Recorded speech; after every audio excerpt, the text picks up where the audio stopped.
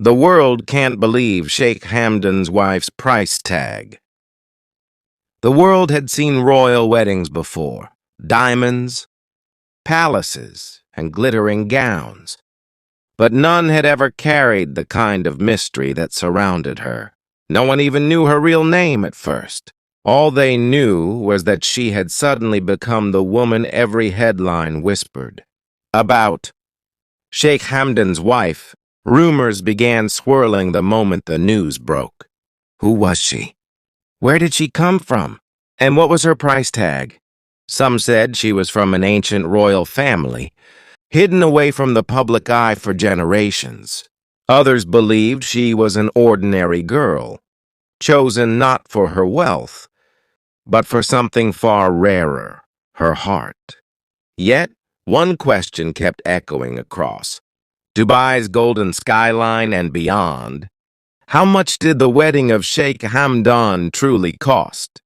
They said the ring alone was worth millions, carved from a diamond found in the deserts of Namibia. The dress, stitched in silence by 15 artisans, shimmered with threads of real gold. Her veil was longer than the aisle of the palace garden, a river of silk that seemed to stretch into the horizon. But the real shock wasn't in the jewelry or the gown. It was in what no one could put a price on: his devotion to her. They said Sheikh Hamdan, the Crown Prince of Dubai, had searched for years for a woman who wasn't dazzled by palaces or power. When he found her, she didn't bow. She looked him in the eye and spoke with calm grace, as if speaking to a man, not a monarch. That's when everything changed. One royal insider revealed, the sheikh didn't just buy her gifts, he bought her dreams.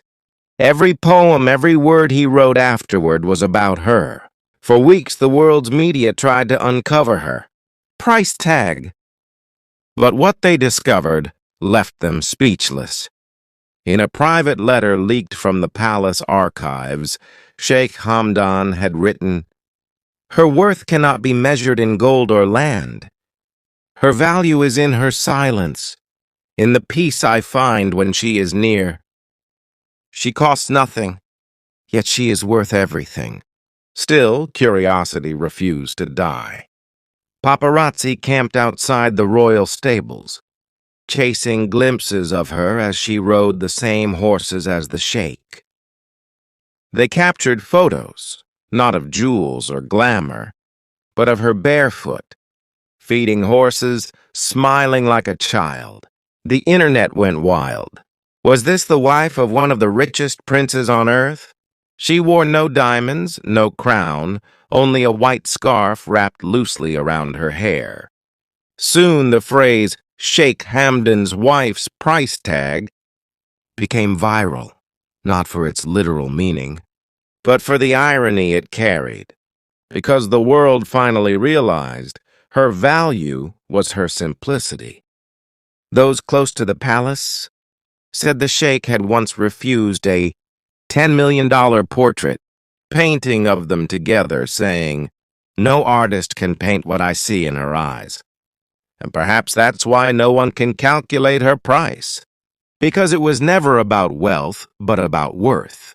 The world had seen queens with crowns, but she became the queen of his silence, the one woman. When the world couldn't stop talking about her price tag, she disappeared from the spotlight. No interviews, no photos, no appearances, only whispers that echoed through the royal corridors. Sheikh Hamdan's wife has chosen silence over fame, but in Dubai's royal circles, silence speaks louder than words. One evening during the golden hour, the sheikh was seen walking with her near the royal lake. No guards, no photographers, just two souls and the setting sun melting behind the dunes. Someone who witnessed that moment said softly, she wasn't walking behind him like a princess. She walked beside him like destiny. Her secret wasn't beauty, though she was breathtaking. It wasn't wealth, though she came from a respected family. Her secret was grace.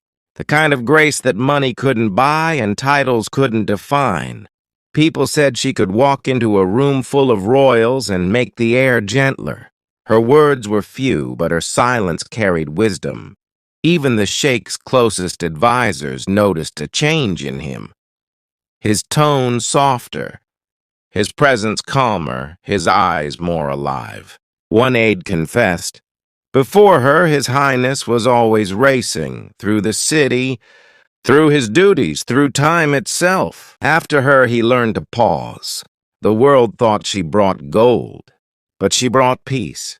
It was later revealed that before their marriage, she had refused several royal proposals. She wasn't interested in palaces or power. She wanted meaning. When Sheikh Hamdan met her, she asked him one question that no one else dared to. Can you promise me silence when I need to pray? That question changed everything. He didn't reply with words. Instead, he smiled, and because for the first time, someone wanted his heart, not his crown. Their love grew not through extravagance, but through moments.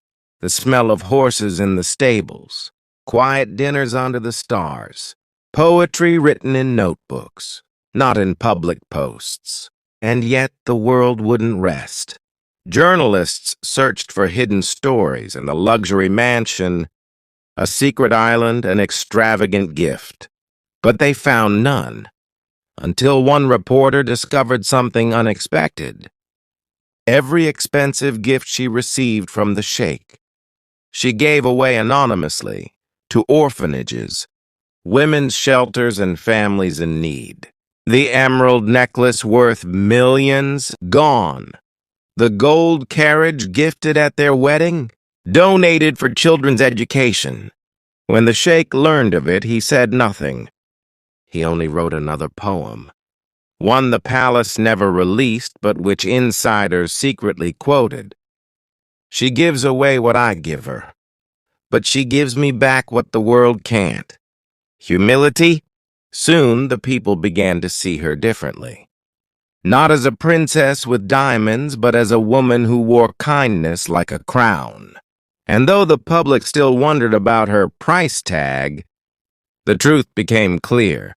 Her worth was in what she refused to own. Even the royal advisors began to call her the silent jewel. One night at a private poetry event, Sheikh Hamdan was asked by a friend. The sun was setting over Dubai's royal palace, painting the sky in strokes of gold and violet. The Sheikh stood quietly on the balcony, his falcon circling above the horizon. Behind him, soft footsteps approached, the sound he could recognize even in his dreams. She appeared beside him, wearing no jewels, no crown, only a white abaya and that familiar calm smile.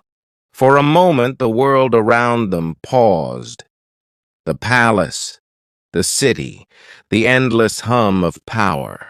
He turned to her and said, "Do you know what the world still says about you?"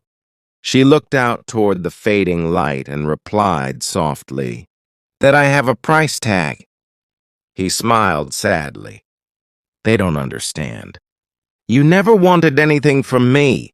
Her eyes met his. "I wanted one thing, and tonight I want to make you promise it." That was the night she made the promise that shocked Dubai. No one in the palace expected what she was about to ask. There were no cameras, no advisors, no court attendants. Only the two of them, the desert wind, and a promise that would later echo through the royal halls like a legend. She took his hand and whispered, "When the world forgets my name, promise me you will not remind them." He looked at her in disbelief. "You don't want to be remembered?" She shook her head. "I want to be felt, not remembered. Let my kindness live in people's hearts, not my face in their memories." For a moment, even Sheikh Hamdan, poet, prince, ruler, had no words. She continued, You've written verses about my worth. You've called me your peace, your silence. But when I'm gone, let those words belong to the people. Don't make monuments of me. Don't build palaces in my name. Let me fade quietly into the same silence I came from. He was stunned. For a man surrounded by fame and fortune, her wish felt heavier than any crown. And he promised. "I swear," he said, his voice trembling, "you will live not in marble, but in memory. Not in gold, but in goodness." The next morning, Dubai's newspapers reported nothing of the promise. Yet everyone who worked inside the palace said something had changed. The sheikh canceled an extravagant construction project planned in her honor, a marble pavilion meant to be her personal retreat, and ordered the funds to be redirected toward a foundation for orphan children. The world was stunned again.